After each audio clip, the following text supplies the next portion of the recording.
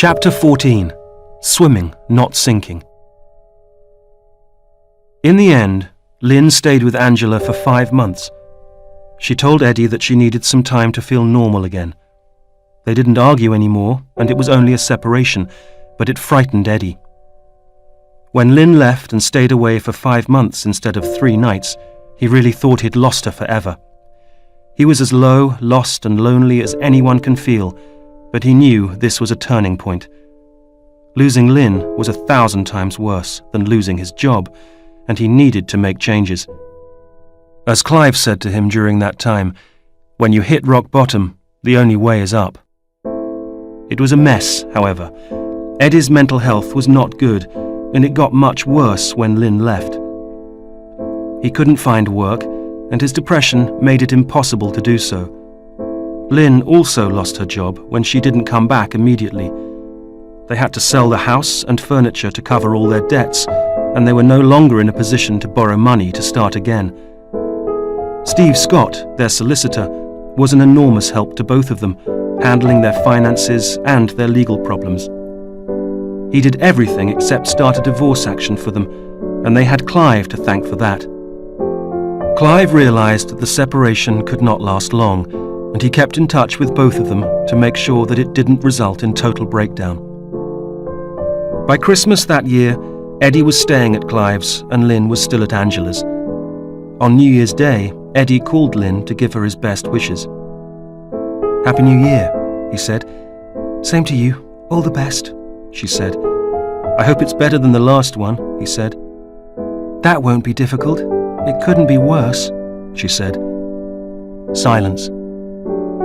"It's strange," said Eddie. "We have never been apart on New Year's Eve." "No," said Lynn. "What did you do?" "Well, you know me. I don't like it much. Angela and I stayed in on our own and watched DVDs. Then some neighbours came round just before midnight.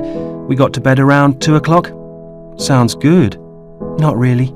"Why?" "Well, you know," she said.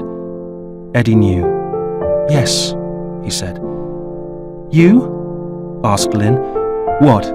What did you do?" "Oh, Clive and I went to the pub and stayed there until about 1. It was okay." "How is Clive?" "He's here. Do you want to speak to him?" "No, it's all right. I'll text him." "Okay." A pause. "Lynn?" said Eddie eventually. "I'm still here." "I miss you." "I know." "Come back, please." "I can't." "Why?"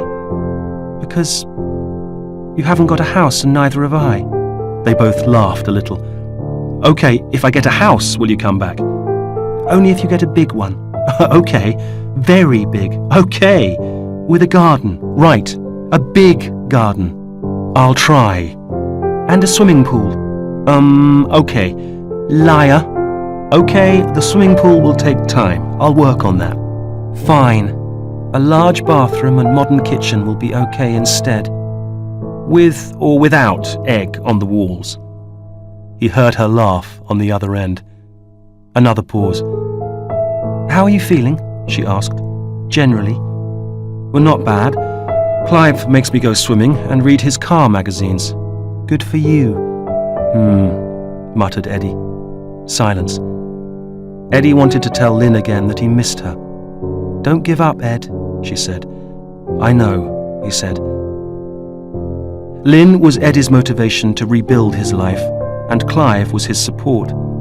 But Eddie realized that only he could turn things around. He was encouraged that over the time he was out of work, he had actually started missing his work and his friends in the business. Over the next few years, Eddie put together a business plan and borrowed money from friends and family. He began as an export agent in London for various UK software companies. He still had a strong and loyal commercial network throughout Europe, and many of his old customers and contacts were glad to have him back. Some had already become disillusioned with the larger companies like Fenton's, and Eddie's introduction of new products and a faster and more personal service brought good results. His enthusiasm and energy returned, and every day he enjoyed the thought that he was his own boss, No one could undermine his plans or take away the credit. He set up a small office not far from Notting Hill and started off with a part-time office assistant.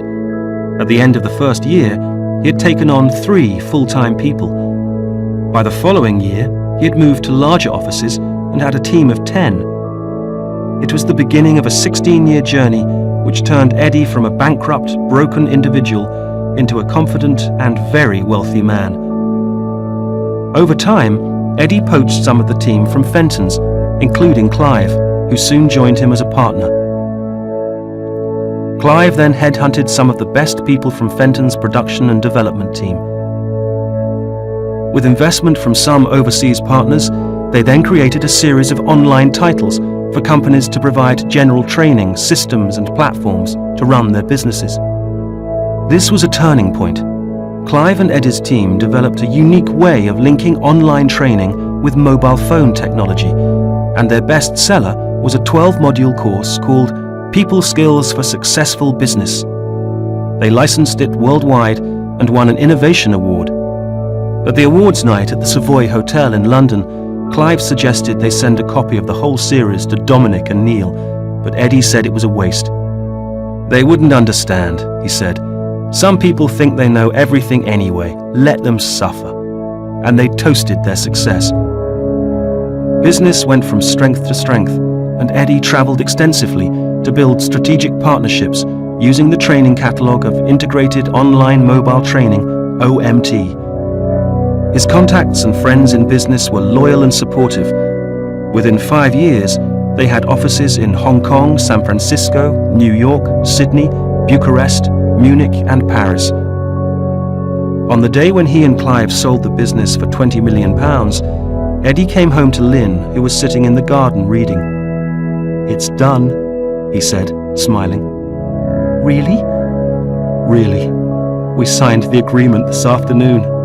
It's over." "20 million?" she asked. 20 million. "Oh, Eddie!" She jumped up and put her arms around him. "I am so pleased for you, for us. You deserve it." "Thanks. Let's open the champagne." "It's in the fridge. I'll go and get it," she said. When she came back, Eddie handed her a large envelope. "What's this?" she asked excitedly. "Open it." Lynn tore open the envelope and pulled out a large, colourful holiday brochure. "What's this?" she asked. "It's a holiday brochure." "I know it's a holiday brochure," she said, smiling. "Where are we going?" "We're going on a cruise."